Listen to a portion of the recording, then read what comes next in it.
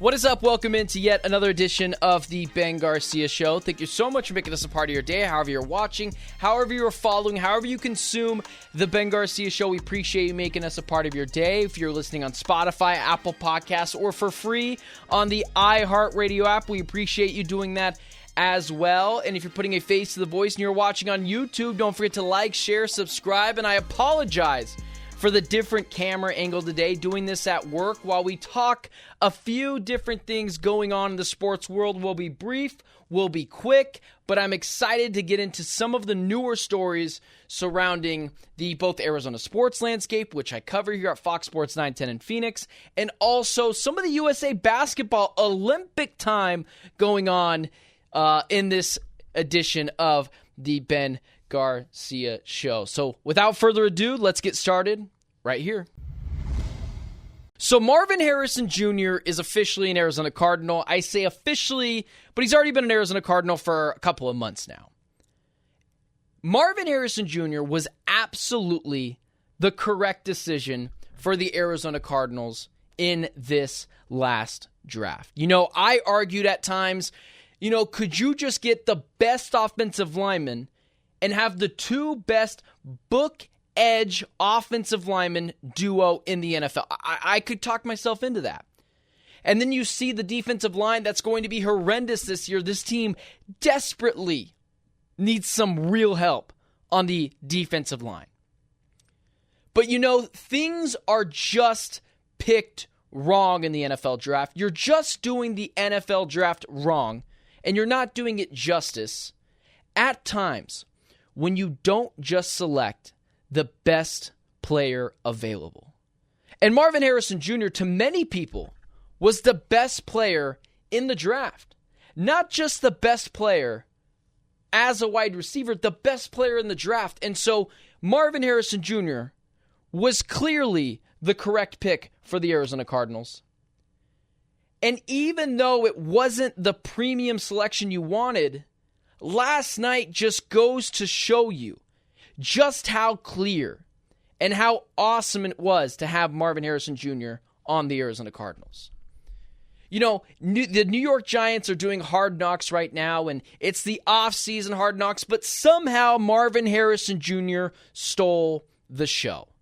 He's getting asked by Brian Daboll and Joe Shane, the GM, the head coach of the New York Giants, basically asking him, hey, this pass that Kyle McCord threw to you, you've played with C.J. Stroud, you've played with some elite quarterbacks. He throws you this terrible pass, and you're in the end zone, and it basically costs you a touchdown. What do you say? And it's interesting what Marvin Harrison Jr. says. And it's interesting the way a lot of people are comparing Marvin Harrison Jr. to a certain wide receiver on the Arizona Cardinals that used to be on the Arizona Cardinals. But I kind of have a little bit of a different perspective. Marvin Harrison Jr., his response to this quarterback throwing a terrible pass, which is clearly Kyle McCord's fault, basically says, I got to be better. I got to make that catch. I'm not saying anything to the quarterback. Are you insane? That's the leader of the offense. I'm one guy. I don't talk to the quarterbacks like that. I got to focus on myself. I'm paraphrasing, of course, but this is essentially what Marvin Harrison Jr. said. And a lot of people are relating it to Larry Fitzgerald, the host of the show that I'm on, Jody Ayler on The Drive, basically said, wow, he's just like Larry Fitzgerald. I have a completely different approach. Yes, are his mannerisms like Larry Fitzgerald, or the way he conducts himself like Larry Fitzgerald? Is he mature for his age? Absolutely. But to me, Marvin Harrison Jr. is just a chip off the old block. He is exactly like his father. His father was quiet, reserved, was not a diva wide receiver, all certain characteristics that Larry Fitzgerald was as well. But Marvin Harrison Jr. is just like his father, Marvin Harrison Sr. He's quiet, he's reserved, he is a playmaker, and it has only helped him that he grew up with the father that gave him these characteristics, that later on when he gets drafted, Marvin Harrison, his dad, can say, no, this is the correct way you do things. This is how you go about meetings. This is how you're the sharpest knife in the drawer. that are all things that are going to benefit the Arizona Cardinals. So yes, as much as I want to make the analogy to Larry Fitzgerald and his mannerisms being like Larry Fitzgerald, to me, Marvin Harrison Jr. is just like his father, Marvin Harrison. Reserved, kind of a quiet guy in terms of other diva wide receivers in the era of Terrell Owens or Chad Ochocinco or XYZ name, Steve Smith, an XYZ name, you put it in there, wide receiver, diva, in an era now that you can be a diva wide receiver, get your bag, and it's no big deal because you're a wide receiver and everyone expects it of you. Marvin Harrison Jr. being mentored by his father, Marvin Harrison, is such an added extra bump to this Cardinals team. A guy that's mature, a guy that gets it, and a guy that has been given the God-given talents to be the best wide receiver in the NFL. It just gives me more belief. And I was pro-Marv the entire time, although I entertained the thoughts of, could you have an elite offensive lineman? Could you have an elite pass rusher? At the end of the day, I was also pro-Marv this entire way.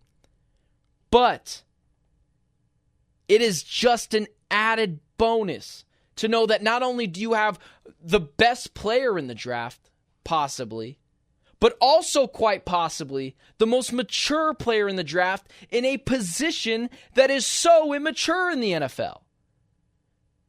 And then you add that to the substance of Kyler Murray needs that kind of wide receiver.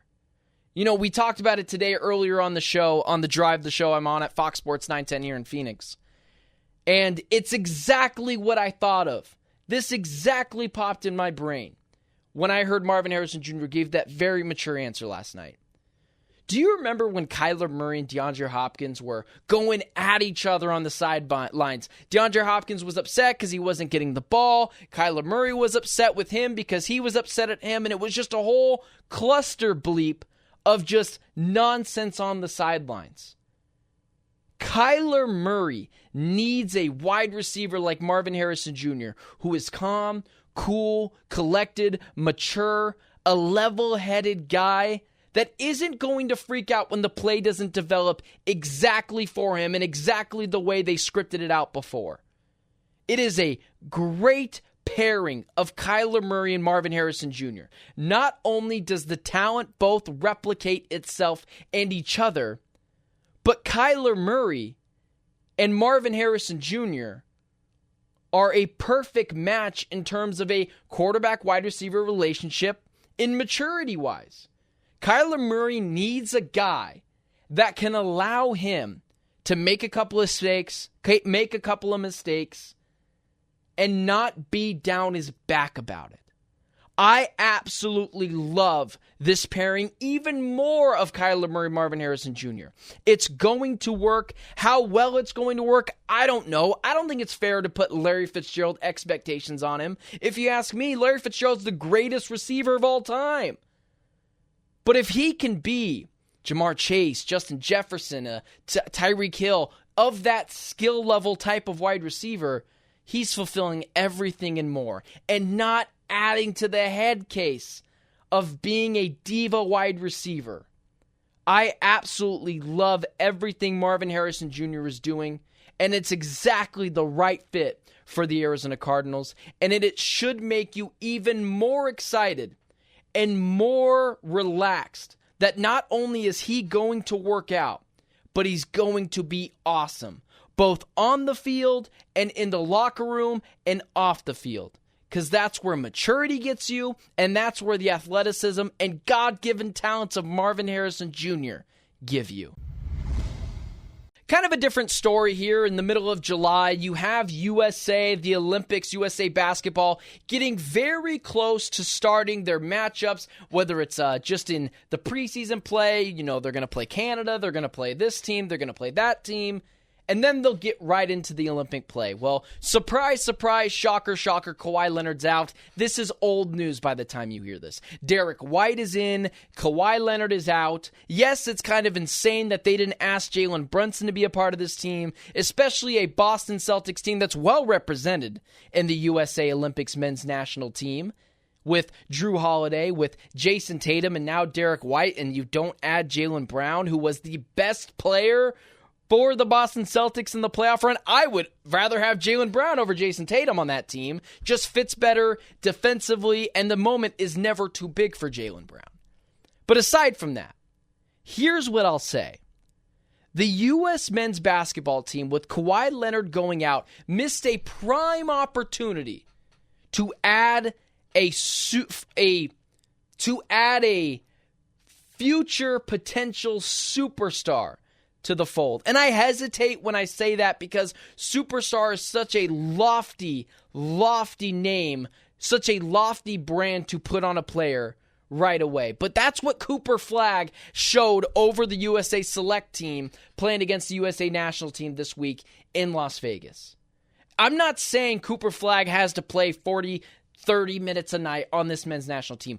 I would advocate, at times, he should never play if it's a close game. He's a 17-year-old. People forget Christian Laettner was on the Dream Team. This is why I advocated for Caitlin Clark being on the national team. You don't have to play her. That's not the point. It's the symbolism. The USA men's national team and even the USA women's national team, both in basketball, missed a prime opportunity to market even further Caitlin Clark as a superstar, but also market even further the potential superstardom of Cooper Flagg. Christian Laettner didn't really work out in the NBA, and it didn't bite anyone in the butt. And the U.S. men's national team, just speaking specifically here, could have really used the added momentum and the added superstar and the added intrigue and the added storylines of adding Cooper Flagg to this team. I would have absolutely replaced Kawhi Leonard with Cooper Flagg. More storylines, more intrigue, and if you think about it, there's going to be a lot of games, maybe all of them, where USA is up 30-plus, 40-plus points on Honduras or Puerto Rico or insert another small country's name here who can't compete with the U.S. You're not going to continue watching that game. You don't watch the All-Star game, so why would you watch a bunch of All-Stars pummel a team like Costa Rica or Puerto Rico or, again, insert small market team here, small country market team here? Imagine having that game and 17-year-old Cooper Flagg comes into the fold. And he's just happy to be there. He's not going to demand extra playing time. That's not his place. He's not going to try to step on the toes of Drew Holiday. And if you think about it, this team, there could be times where Anthony Edwards only plays 10 minutes, or Jason Tatum only plays 10 minutes, or Drew Holiday only plays 10 minutes, because the superstardom of stars on this USA basketball team is so big, it's hard for guys even like Devin Booker to crack the fold, who's a top 2 shooting guard in the NBA. You need more guys who are just kind of happy to be there, but are also willfully talented like Cooper Flagg is. The USA men's national team missed a prime opportunity to start to market one of their future stars who is going to Duke next year and just tell everyone, hey, get ready, this kid is awesome. And how great of a story would it be if he does pan out, unlike Christian Laettner did in the NBA? And 12 years later, he's anchoring this men's national team. It's a storyline, it's a brand, it's intrigue, it's something I wanted to see, and the viewers and myself were just kind of rigged of that. I'm not asking for Cooper Flagg to be given special treatment. I'm not saying Cooper Flagg is better than Jaylen Brown or better than someone else who's deserving of being on this team, better than Donovan Mitchell. That's not the point. The USA men's team 20-something, 30-something years ago had Christian Laettner on the team. You could argue Christian Laettner didn't deserve to be on that team.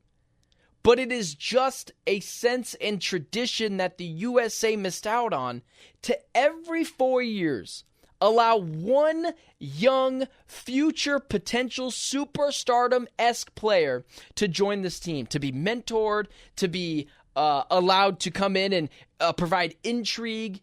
And again, like I said, imagine a game where USA's up 30 points and Cooper Flagg comes in. you're going to want to watch Cooper Flagg, even if they're up 30 points, try to show off in front of the other USA stars and start to gain their respect. It would have been great for the NBA marketing its stars and their future superstars. It would have been great for Duke. It would have been great for college basketball. And I feel like sometimes we get too caught up on who is the most deserving. Who is the most deserving? Derek White's deserving. Jaylen Brown's deserving. Donovan Mitchell is deserving. We don't live in a world where consistently or even semi-consistently where the most deserving person or player or employee gets that job or that position or that right to represent their men's national team. It just doesn't happen. And if you have so much of an issue with me saying Cooper Flagg should have been the last person on this team who isn't guaranteed playing time, who isn't guaranteed to see the floor at all, and is just there to get mentorship and add extra storylines to this team, if you're really against that, how about just be better than Drew Holiday or Derek White to make the team? How about just be better than those guys than getting upset at the 17-year-old future prodigy who could potentially be the face of USA basketball in 12 years, then be upset with me or Cooper Flagg. Instead of being upset with Cooper Flagg or myself for getting upset at this, just be better than Derek White and Drew Holiday to try to make this team. Donovan Mitchell, Jaylen Brown, or insert NBA player here who didn't make the team and wanted to be in it after Kawhi Leonard went out. I'm not saying Derek White's a bad player, and I'm not saying Derek White shouldn't be there. I'm just saying the USA missed a prime opportunity to be able to add intrigue, storylines, and an ability to market a future superstar and a future storyline in a guy that could be the future anchor of USA basketball. I think Cooper Flagg deserves that much. I think the USA fan base deserves that much. And I think the USA basketball really dropped the ball in this one to start allowing everyone to get their sense into what Cooper Flagg is and if he could be this potential star-studded player. And it also adds to the, I'm a Suns fan. Part of me doesn't want Kevin Durant or Devin Booker to play in this. Obviously, more of me wants them to play in it because I get to see the players I root for as a fan continue to play in the summer, and that's fun for me. But there is that worry of, Kevin Durant's already got a calf injury. What if he gets injured? The Suns' season is over before it begins. With Cooper Flagg, let's say he's playing, and God forbid he twists an ankle or does something kind of minor or pulls a calf, or it's not going to affect the NBA season. He can sit out a little bit, still play in college, but it's not affecting his ability in the pros. Remember, Paul George broke his leg. And I understand there's 11 other players that can do this. But having Cooper Flagg in that, there is no reward. Having Cooper Flagg on the team, there's no risk and only reward. I really think the USA men's national team really dropped the ball not allowing Cooper Flagg to come and play for them. That's all I got for you guys today. Thank you so much for tuning into the Ben Garcia Show. However you're listening, however you're watching, sorry for the weird camera angle for those watching on YouTube. I'm at work today. Wanted to get a couple of things in there, whether it's Spotify, Apple Podcasts, iHeartRadio app. We appreciate you making us a part of your day. Or again, you're watching on YouTube. Don't forget to like, share, subscribe, leave a comment. Tell me why you love me. Tell you why you hate me. And until the next Ben Garcia Show, I'm Benjamin Garcia. And it's been the Ben Garcia Show.